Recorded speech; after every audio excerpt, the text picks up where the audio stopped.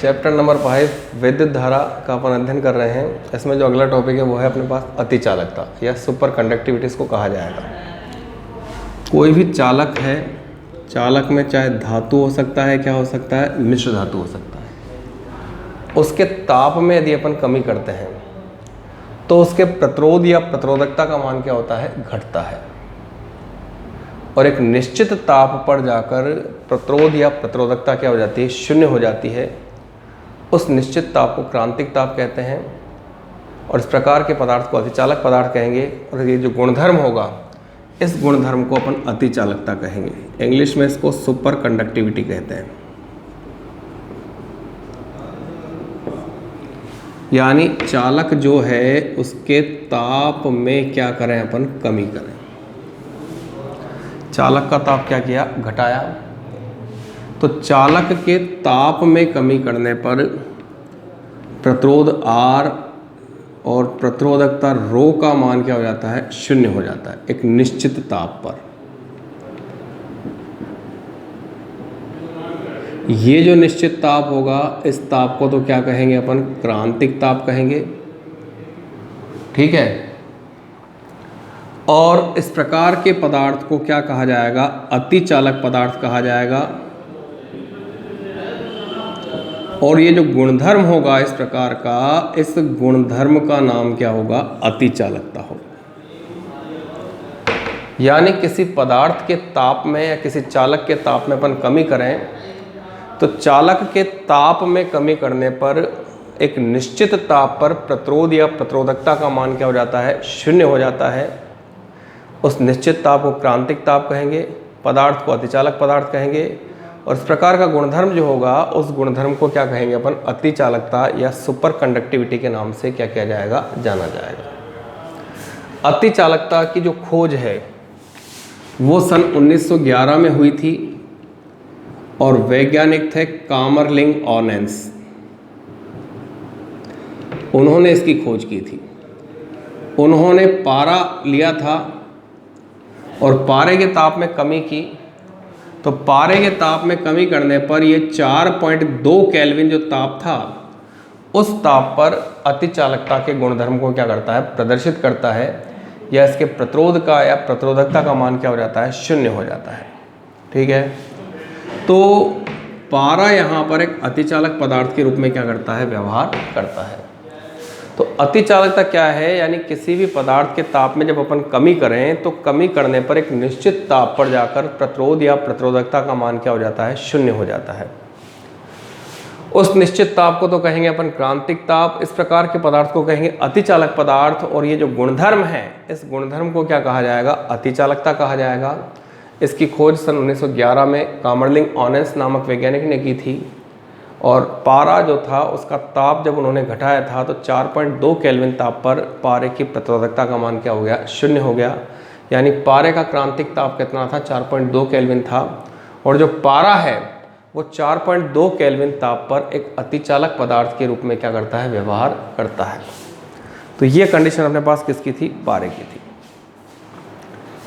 इसके बाद अतिचालकता जो है, इसी में आता है एक मेंसनर प्रभाव।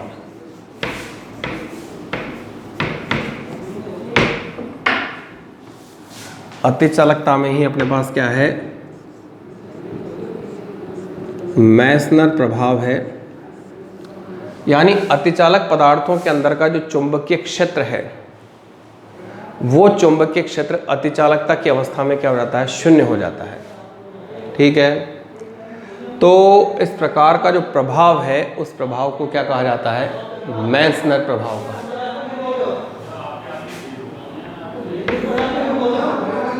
तो मेंसनर प्रभाव क्या है, अतिचालक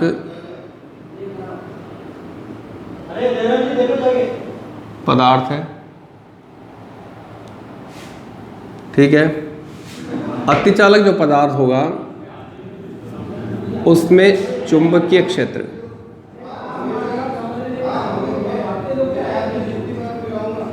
B का मान क्या हो जाता है, शून्य हो जाता है। अतिचालक जो पदार्थ है उसका चुंबकीय क्षेत्र क्या हो जाता है, शून्य हो जाता है। और अतिचालक पदार्थों में अतिचालकता की अवस्था में चुंबकीय क्षेत्र का शून्य होना, इसी को क्या कहेंगे अपन, मेसनर प्रभाव कहेंगे। क्या कहा जाएगा इसको, मेसनर प्रभाव के नाम से जाना जाएगा। ठीक है, यानी कोई भी अतिचालक पदार्थ है उसमें अतिचालकता की स्थिति में उसके अंदर का चुंबकीय क्षेत्र शून्य होना, उसी को क्या कहेंगे अपन, मेसनर प्रभाव कहा जाएगा। तो ये कहलाएगा अतिचालक पदार्थों का मेसनर प्रभाव। इसके बाद अतिचालकता का जो उपयोग है, यानी कुछ अतिचालक जो पदार्थ हैं उनका उपयोग किस में होता है। अतिचालक पदार्थों के यदि उपयोग की बात करें तो यहाँ पर अतिचालक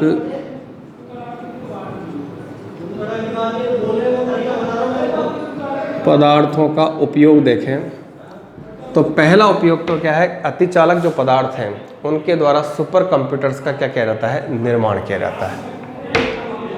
इनके द्वारा सुपर कंप्यूटर क्या करते हैं अपन, निर्मित करते हैं। इनके द्वारा अपन शक्तिशाली चुंबकीय क्षेत्रों को प्राप्त कर सकते हैं।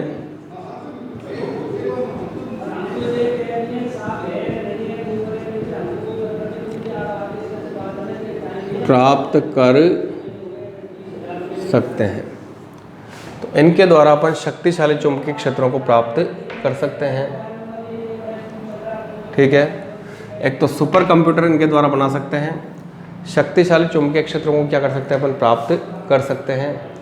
तो ये अतिचालक पदार्थों के क्या हो गए अपने पास, उपयोग हो गए। तो 3 टॉपिक अपन ने देखे हैं, एक तो अतिचालकता क्या होती है, एक मेसनर प्रभाव क्या होता है,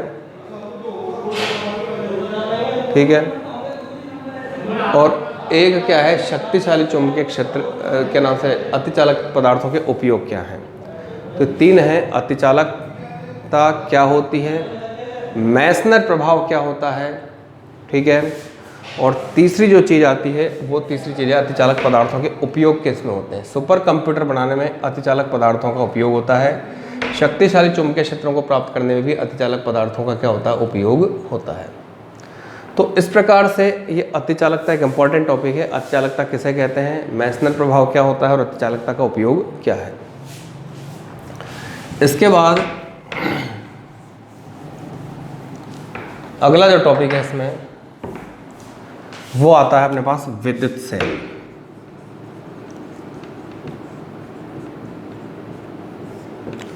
विद्युत सेल में क्या होगा, किसी भी विद्युत सेल का यदि अपने को निर्माण करना है तो विद्युत सेल में एक पात्र लिया जाएगा, पात्र के अंदर किसी विद्युत अपघट्य को भर देंगे और उसमें 2 इलेक्ट्रोड डाले जाएंगे, एक धनात्मक इलेक्ट्रोड होगा और एक क्या होगा, ऋणात्मक इलेक्ट्रोड होगा।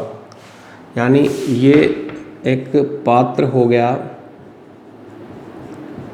पात्र के अंदर कोई लिक्विड भर दिया, किसी सॉल्यूशन को भर दिया है, ये क्या कहलाएगा, यहाँ पर विद्युत अपघट्य कहलाएगा। विद्युत अपघट्य क्या होता है, रासायनिक विलयन होता है। और इसके अंदर अपन 2 इलेक्ट्रोड डाल दें तो ये यहाँ पर क्या होंगे, इलेक्ट्रोड होंगे। एक इलेक्ट्रोड इनमें से कैसा रहेगा, पॉजिटिव रहेगा, और एक इलेक्ट्रोड कैसा रहेगा, नेगेटिव रहेगा। पॉजिटिव इलेक्ट्रोड को क्या नाम देंगे, एनोड, और नेगेटिव इलेक्ट्रोड को क्या नाम देंगे, कैथोड। तो इस प्रकार निर्मित युक्ति को क्या कहा जाएगा, विद्युत सेल कहेंगे। क्या कहेंगे इसको, विद्युत सेल कहेंगे। संकेत रूप में इसको इस प्रकार से दर्शाएंगे, ये प्लस टर्मिनल है और ये इसका क्या है, माइनस टर्मिनल है। ये हो जाएगा अपने पास विद्युत सेल का क्या हो गया, संकेत। तो विद्युत सेल होता क्या है, इसमें क्या करेंगे अपन, एक पात्र लें, उस पात्र के अंदर किसी विद्युत अपघट्य या किसी रासायनिक विलयन को भर दिया, और पात्र में रासायनिक विलयन को भरने के बाद जो रासायनिक विलयन होगा वो विद्युत अपघट्य कहलाएगा। इसके अंदर 2 इलेक्ट्रोड डाल दिए, एक इलेक्ट्रोड यहाँ पर धनात्मक इलेक्ट्रोड होगा तो दूसरा इलेक्ट्रोड कैसा होगा अपने पास, ऋणात्मक इलेक्ट्रोड होगा, ठीक है। और धनात्मक इलेक्ट्रोड से ऋणात्मक इलेक्ट्रोड की तरफ धारा क्या होगी इसके द्वारा प्रवाहित कर सकते हैं। या ये कह सकते हैं कि एक ऐसी युक्ति जिसके द्वारा रासायनिक ऊर्जा को विद्युत ऊर्जा में परिवर्तित किया जाता है, उस युक्ति को क्या कहेंगे अपन, सेल कहेंगे। और विद्युत सेल का ये क्या होगा, अपने पास एक संकेत होगा। क्या होगा, विद्युत सेल का एक संकेत होगा। ठीक है, तो ये कहलाएगा अपने पास विद्युत सेल। ठीक, अब इसके बाद विद्युत सेल से संबंधित 3 डेफिनेशंस हैं। पहली होती है विद्युत वाहक बल, दूसरी होगी टर्मिनल वोल्टता, और तीसरी क्या होगी, सेल का आंतरिक प्रतिरोध।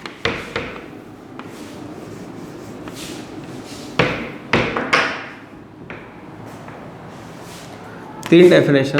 पहली है अपने पास विद्युत वाहक बल,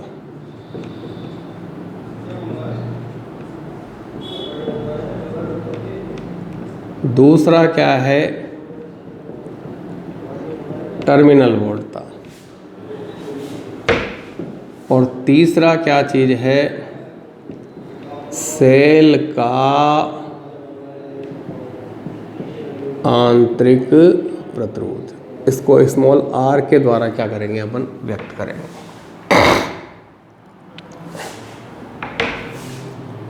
ये 3 कंडीशंस हैं अपने पास। विद्युत वाहक बल क्या होता है, टर्मिनल वोल्टता क्या होती है, और सेल का आंतरिक प्रतिरोध क्या होता है। कोई भी सेल है अपने पास, ये इसके साथ में कुंजी लगा दी और एक बाह्य परिपथ के रूप में बाह्य प्रतिरोध क्या कर दिया, अपन ने संयोजित कर दिया। तो ये क्या है, अपने पास बाह्य प्रतिरोध है, और यहाँ पर लगा दिया अपन ने एक वोल्ट मीटर। ये कुंजी है और ये क्या है, सेल है। जब कोई भी सेल एक खुले परिपथ में होता है, खुले परिपथ का मतलब है कुंजी के क्या है, ऑफ है, कुंजी के के द्वारा बाह्य परिपथ में या बाह्य प्रतिरोध में कोई धारा प्रवाहित नहीं हो रही है, तो उस स्थिति में सेल के सिरों पर नापा गया जो विभवांतर होगा, वो विभवांतर सेल का क्या कहलाएगा, विद्युत वाहक बल कहलाएगा। ठीक है, यानी के क्या है, ऑफ है। ठीक है, सेल क्या है, खुले परिपथ में है, और सेल के द्वारा बाह्य परिपथ में कोई धारा प्रवाहित ना हो। तीनों कंडीशन सेम है। तो इस कंडीशन में सेल के सिरों पर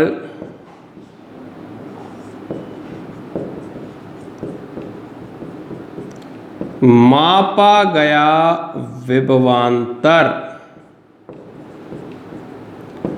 सेल का विद्युत वाहक बल कहलाता है। यानी इस स्थिति में सेल के सिरों पर जो विभवांतर मापा जाएगा, उस विभवांतर को ही अपन सेल का क्या कहेंगे, विद्युत वाहक बल कहेंगे। इसको अपन इस प्रकार से व्यक्त करते हैं। ये इसका संकेत रूप है। कौन सा रूप है इसका, है संकेत रूप है। ठीक है, अब ये संकेत रूप है इसका, और इसका जो मात्रक होता है विद्युत वाहक बल का, वो मात्रक क्या होगा, इसका वोल्ट होगा। तो कंडीशन क्या है कि यदि कुंजी के ऑफ अवस्था में है, सेल खुले परिपथ में है, बाह्य परिपथ में धारा का कोई प्रवाह इसके द्वारा नहीं होता है, तो उस कंडीशन में सेल के सिरों पर मापा गया जो विभवांतर होगा, उस विभवांतर को अपन सेल का क्या कहेंगे, विद्युत वाहक बल कहेंगे। ये कहलाएगा सेल का विद्युत वाहक बल। ठीक है, तो ये हो गया अपने पास सेल का विद्युत वाहक बल, इसकी डेफिनेशन हो गई। इसके बाद जो दूसरी डेफिनेशन यहां पर आती है वो है अपने पास टर्मिनल वोल्टता। क्या है वो, टर्मिनल वोल्टता। टर्मिनल वोल्टता में वापस इस परिपथ का प्रयोग करें। कुंजी के को क्या कर दिया, यहां पर बंद कर दिया। ठीक है, कुंजी के को बंद करते ही प्रतिरोध R में I मान की धारा सेल के द्वारा क्या होगी, प्रवाहित होगी। और इस कंडीशन में सेल के सिरों पर जो विभवांतर मापा जाएगा, वो विभवांतर सेल की टर्मिनल वोल्टता कहलाएगी। ठीक है, तो कंडीशन क्या होगी टर्मिनल वोल्टता में, परिपथ वही रहेगा, केवल K क्या रहेगा, ऑन हो जाएगा। ऑन का मतलब कुंजी क्या हो जाएगी, बंद। K क्या हो जाएगा, ऑन हो जाएगा, या ये कह सकते हैं कि कुंजी को क्या कर दिया अपन ने, बंद कर दिया। कुंजी को जैसे ही बंद करेंगे सेल द्वारा बाह्य परिपथ में धारा प्रवाहित होगी। ठीक है, सेल द्वारा बाह्य परिपथ में धारा का क्या होगा, प्रवाह होगा। अब बाह्य परिपथ में जब धारा प्रवाहित होगी, ठीक है, कुंजी K को क्या कर दिया, बंद कर दिया, तो यहां पर सेल के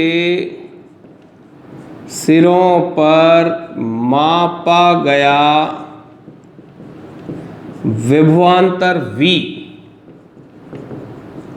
सेल की टर्मिनल वोल्टता कहलाता है।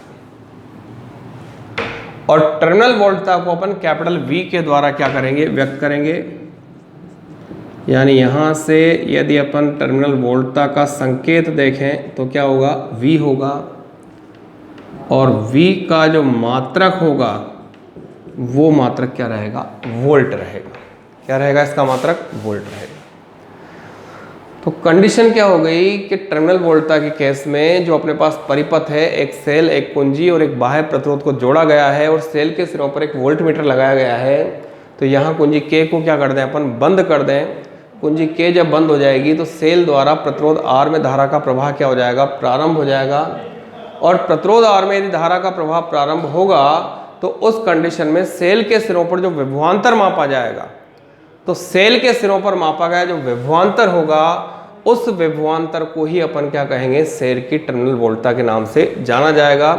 टर्मिनल वोल्टता का मान क्या रहेगा, यहाँ पर V के द्वारा इसको दर्शाएंगे, और इसका मात्रक क्या होगा, यहाँ पर वोल्ट होगा। तो मात्रक भी क्या हो जाएगा, इसका वोल्ट हो जाएगा। ये कंडीशन। इसके बाद जो तीसरी चीज आती है, सेल का आंतरिक प्रतिरोध। सेल के आंतरिक प्रतिरोध की यदि अपन बात करते हैं तो यहां पर अपन एक सेल निर्मित करें। ये अपने पास एक सेल है, इसके अंदर एक विद्युत अपघट्य या रासायनिक विलयन को भर दिया। ये क्या होगा, धनात्मक इलेक्ट्रोड होगा, और ये क्या होगा, ऋणात्मक इलेक्ट्रोड होगा। यहां जो विद्युत अपघट्य के रूप में रासायनिक विलयन भरा है, उस रासायनिक विलयन में धनात्मक और ऋणात्मक दोनों प्रकार के आयंस होंगे। ठीक है, तो इस विलयन के जो ऋणात्मक आयन हैं वो तो इस धनात्मक इलेक्ट्रोड के आसपास एकत्र होंगे, और विलयन के जो धनात्मक आयन होंगे वो इस ऋणात्मक इलेक्ट्रोड के आसपास क्या होंगे, एकत्र होंगे। किसी भी सेल के द्वारा बाह्य परिपथ में धारा का प्रवाह धनात्मक टर्मिनल से किधर होता है, ऋणात्मक टर्मिनल की ओर होता है। ठीक है, और आंतरिक परिपथ में धारा ऋणात्मक से क्या होती है, धनात्मक की तरफ बहती है, लेकिन इलेक्ट्रॉन क्या होगा, इसके विपरीत दिशा में बहेगा। तो इस आंतरिक परिपथ में जो इलेक्ट्रॉन है वो इस तरफ बहेगा। ठीक है, तो यहां सेल के आंतरिक परिपथ में या सेल के विद्युत अपघट्य में इलेक्ट्रॉन प्रवाह में या धारा प्रवाह में विद्युत अपघट्य के आयनों के द्वारा डाले जाने वाली जो बाधा होगी, उस बाधा को अपन सेल का आंतरिक प्रतिरोध कहेंगे, और सेल के आंतरिक प्रतिरोध को स्मॉल r के द्वारा क्या किया जाएगा, दर्शाया जाएगा। यानी स्मॉल r यहां पर सेल का क्या कहलाएगा, आंतरिक प्रतिरोध कहलाएगा। क्या कहलाएगा, सेल का आंतरिक प्रतिरोध कहलाएगा। तो कंडीशन क्या है अपने पास कि एक सेल लिया, एक पात्र लिया, उस पात्र के अंदर अपन ने विद्युत अपघट्य को भर दिया। विद्युत अपघट्य को पात्र के अंदर भरने के बाद इसके अंदर दो इलेक्ट्रोड डाल दिए। एक इलेक्ट्रोड यहाँ पर धनात्मक इलेक्ट्रोड होगा और दूसरा इलेक्ट्रोड कैसा होगा, यहाँ पर ऋणात्मक इलेक्ट्रोड होगा। धनात्मक इलेक्ट्रोड के आसपास विद्युत अपघट्य का ऋणात्मक आयन और ऋणात्मक इलेक्ट्रोड के आसपास विद्युत अपघट्य का धनात्मक आयन एकत्र हो जाएगा। ठीक है, इस कंडीशन में इन आयनों के द्वारा धारा प्रवाह में या इलेक्ट्रॉन प्रवाह में डाली गई बाधा को क्या कहा जाएगा? सेल का आंतरिक प्रतिरोध कहेंगे। किसी भी सेल के बाह्य परिपथ में धारा का प्रवाह +2 माइनस होता है, जबकि आंतरिक परिपथ में धारा का प्रवाह क्या होता है? -2 प्लस होता है। इलेक्ट्रॉन धारा प्रवाह की क्या करते हैं? विपरीत दिशा में क्या करते हैं? गति करते हैं। तो एक सेल जैसे ये है, तो यहाँ बाह्य परिपथ में धारा की तरफ प्रवाहित होगी, प्लस से माइनस की तरफ प्रवाहित होगी, लेकिन आंतरिक परिपथ में धारा का प्रवाह किधर होगा? -2 प्लस होगा। तो इलेक्ट्रॉन की तरफ बहेगा यहाँ पर +2 माइनस बहेगा। तो धारा प्रवाह में या इलेक्ट्रॉन प्रवाह में विद्युत अपघट्य के आयनों के द्वारा डाली गई जो बाधा है, उस बाधा को अपन सेल का आंतरिक प्रतिरोध कहेंगे, और सेल के आंतरिक प्रतिरोध को अपन r के द्वारा क्या करेंगे? व्यक्त करेंगे। तो सेल का आंतरिक प्रतिरोध क्या कहलाएगा? r के द्वारा व्यक्त किया जाएगा। प्रतिरोध है, आंतरिक प्रतिरोध है, तो यहाँ पर इस आंतरिक प्रतिरोध का मात्रक क्या होगा? ओम होगा। ठीक है। इसके बाद सेल को उसके आंतरिक प्रतिरोध के साथ यदि व्यक्त किया जाए तो उसको संकेत रूप में किस प्रकार से बनाते हैं? सेल का सिंबल तो अपन ने देखा ही था, ये एक सेल का सिंबल था, इसमें एक धनात्मक इलेक्ट्रोड था और एक कैसा था? यहाँ पर ऋणात्मक इलेक्ट्रोड था। लेकिन जब इस सेल को इसके आंतरिक प्रतिरोध के साथ में व्यक्त करना है तो ये इसका विद्युत वाहक बल क्या हो जाएगा? E हो जाएगा। ये एक सेल है और ये इसके साथ में एक आंतरिक प्रतिरोध जोड़ दिया, ये प्लस टर्मिनल, ये माइनस टर्मिनल, ये आंतरिक प्रतिरोध, और ये इसका विद्युत वाहक बल क्या हो जाएगा? E हो जाएगा। ये तो एक सिंपल सेल का संकेत है, और ये सेल का उसके विद्युत वाहक बल के साथ क्या है? संकेत है। ठीक है। तो इसको तो कह सकते हैं अपन सेल का संकेत रूप, और ये कहलाएगा सेल का आंतरिक प्रतिरोध के साथ संकेत रूप। ठीक है। तो सेल, विद्युत सेल क्या होता है?